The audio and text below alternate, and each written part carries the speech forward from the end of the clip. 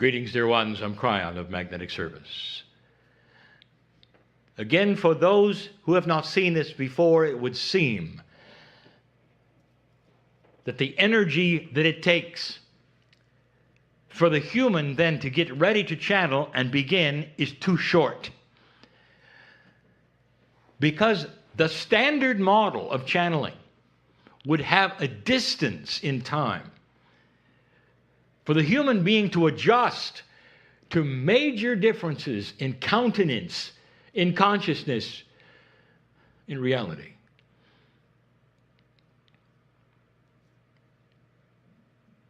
My partner lives with me, as I have indicated to all of you, is possible. Not to live with Kryon, but to live with that which is divine within you to such a degree that you don't turn it on and off. And turning it on and off is linear, and that is what you've learned. By the very way that you go about worship in this land, you learn to linearize God. You go to the place of worship, dressed differently, acting differently, and only once in a while. And then you leave, as though God lives there, even calling it God's house. So you're free not to be in His house and act the way you wish. That is linearizing something that is naturally inside.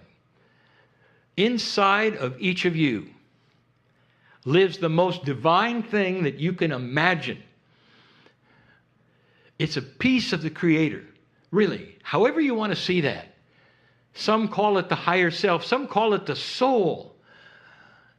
You don't have to figure it out, because this piece is multidimensional to a T, and that means this, that you cannot put a reality into it that you could understand.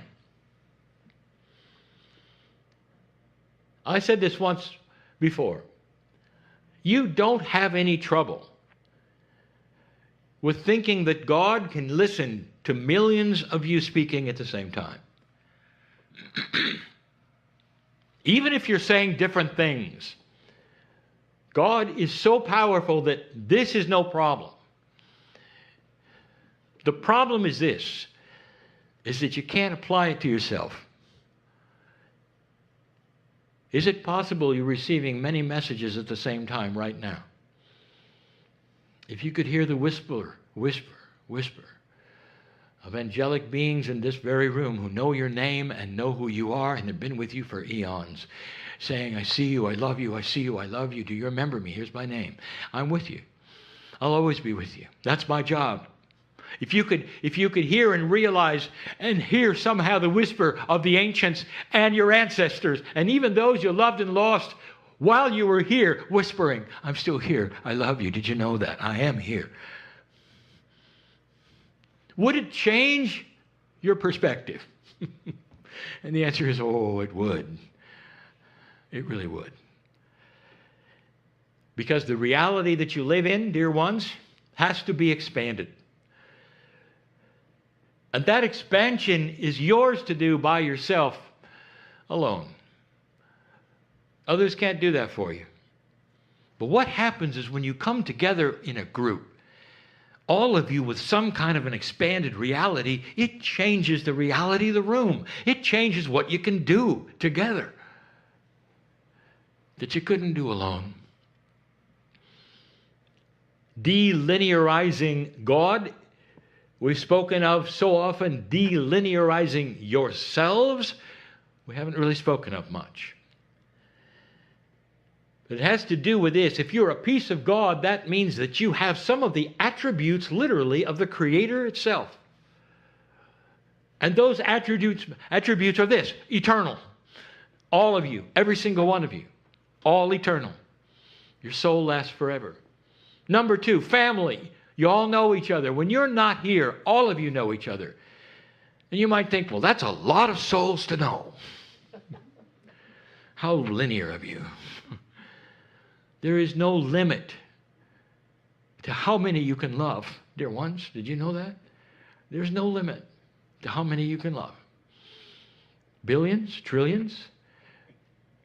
You can see them. You can see their names in light on them. And you love them all. That's who you really are. So can you imagine with that how you might apply it to the circle of life with just a few that you have? Can you practice literally going to places that you're only visiting for a moment? You're shopping, you're doing errands, and you see somebody coming and you concentrate. I know the God in them. I know them at some level. I can see that. They're nothing like me. They're not my age. Maybe they're not even my gender, but wow, I can see the family inside there. And in that, you treat them different. In that, you step aside and marvel at how beautiful they might be.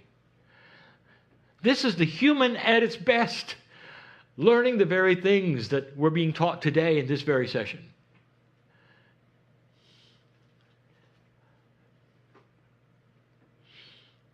My partner started the series today talking about that which is a journey that is heroic.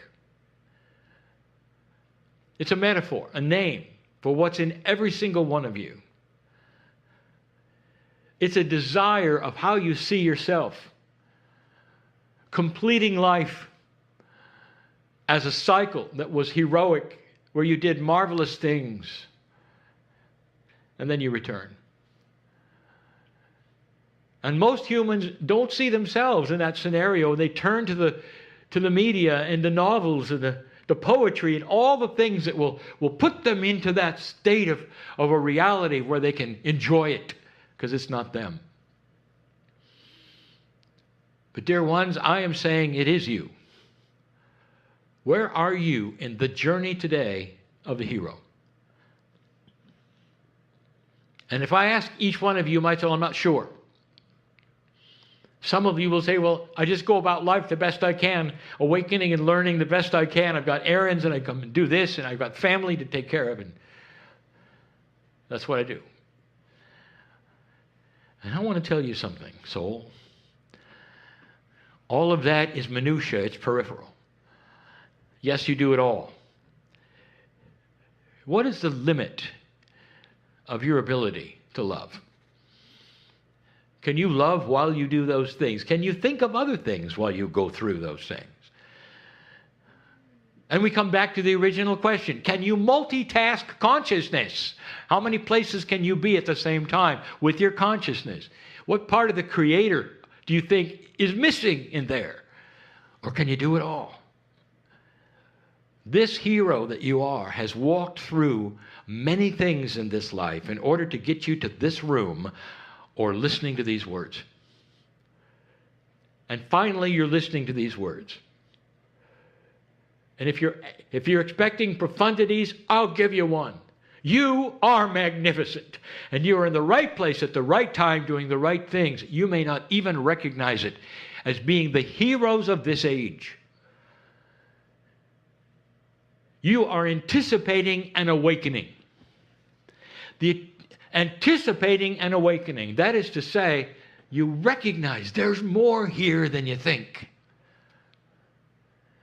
Then that linear mind pops in, because there are seniors who are saying, well, it's a little late.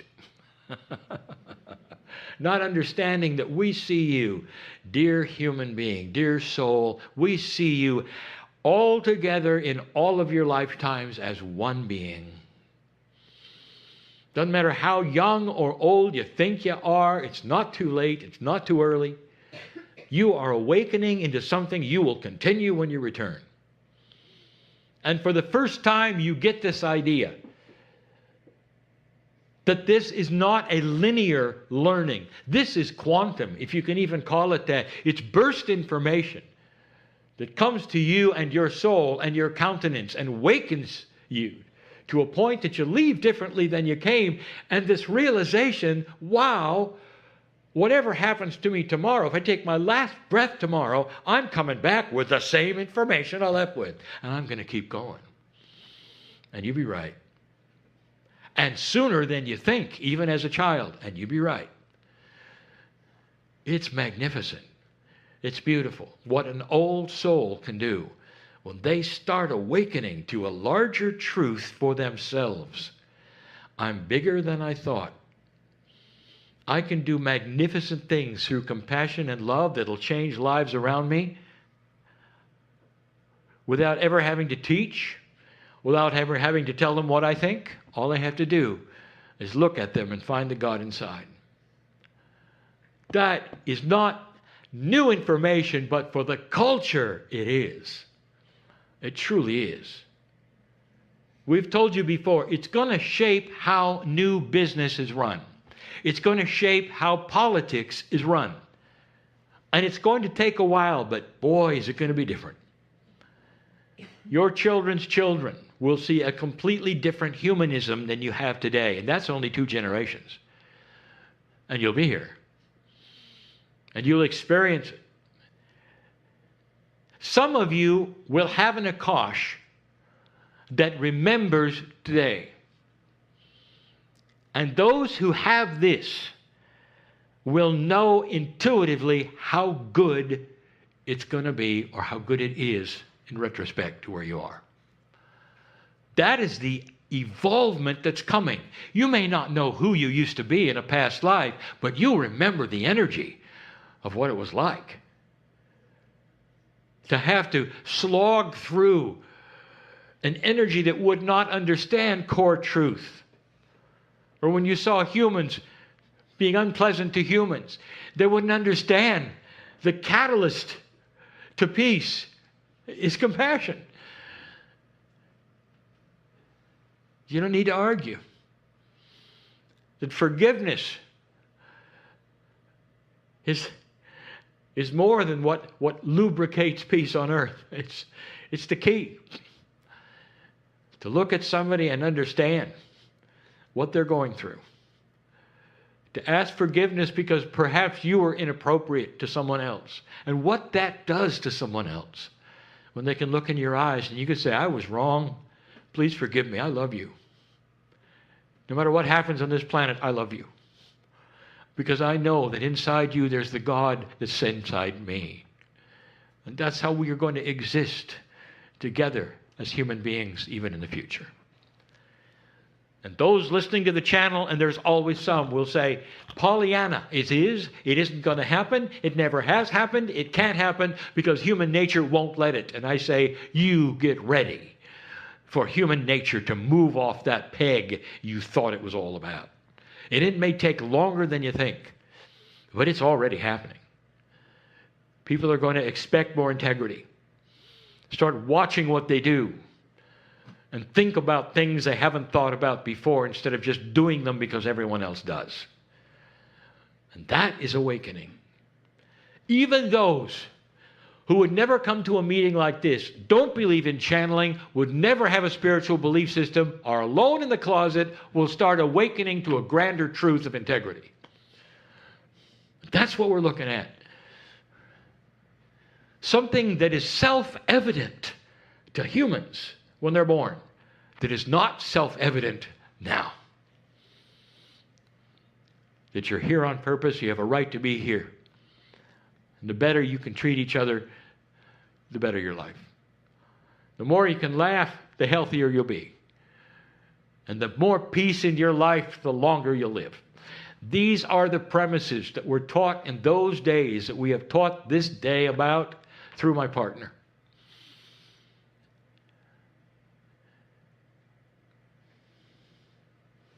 You really are here at the right time, you know that?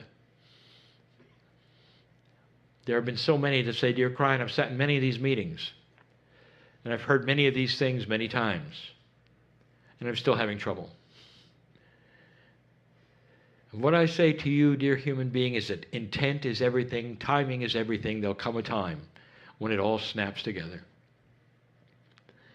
And the trouble you're having is you still really, truly don't believe it. And I'll say it again, what I've said before. The channeling that I'd like you to listen to called Who Do You Think You Are? Because you really don't have it yet. You are magnificent.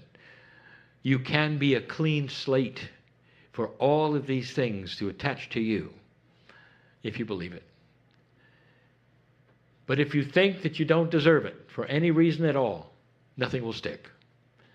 No words that I say, no energies that I give, no core truths because you're not ready for it. You don't see it yet. And dear ones, that is what is starting to change. In the awakening process, there is the acknowledgement that you are bigger than you thought, than you were ever told. And that perhaps, just perhaps, you really are magnificent. And when that starts to occur to you, all these things that I speak of now will come flying in and become your reality. And you can start practicing them and realizing them, live longer because of them, and smile more often.